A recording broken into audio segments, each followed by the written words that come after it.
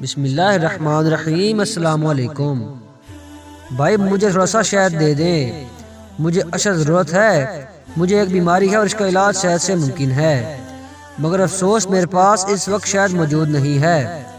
ویسے شہد آپ کو مل سکتا ہے، لیکن آپ کو کچھ دور جانا پڑے گا۔ ملک شام سے ایک بڑے تاجر کا تجارتی قافلہ آ رہا ہے۔ وہ تاجر بہت اچھے انسان ہیں، مجھے امید ہے وہ آپ کی مدد ضرور کریں گے۔ ضرورت مند نے ان کا شکریہ ادا کیا اور شہر سے باہر نکل آیا تاکہ قافلہ وہاں پہنچے تو تاجر سے شہد کے لیے درخواست کر سکے۔ آخر قافلہ آتا نظر آیا، وہ فوراً اٹھا اور اس کے نزدیک پہنچ گیا۔ اس قافلے کے امیر کے بارے میں پوچھا۔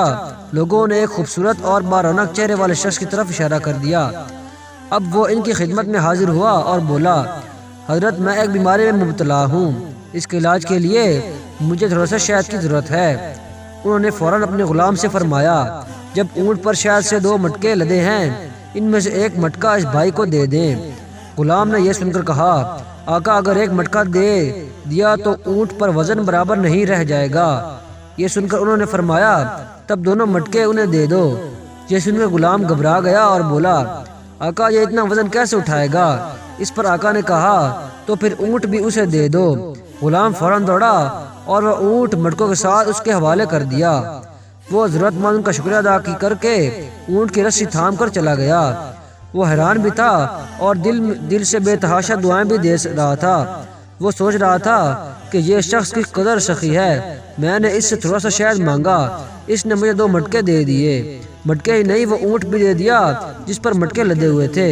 ادھر غلام اپنے آقا کی خدمت میں حاضر ہوا تو آقا نے غلام سے کہا، جب میں نے تم سے کہا کہ اسے 1 مٹکا دے دو تو تم نہیں دے گئے، دوسرا مٹکا دینے کے لیے کہا تو بھی تم نہیں گئے، پھر جب میں نے یہ کہا کہ اونٹ بھی دے دو تو تم دوڑتے چلے گئے، اس کی کیا وجہ ہے؟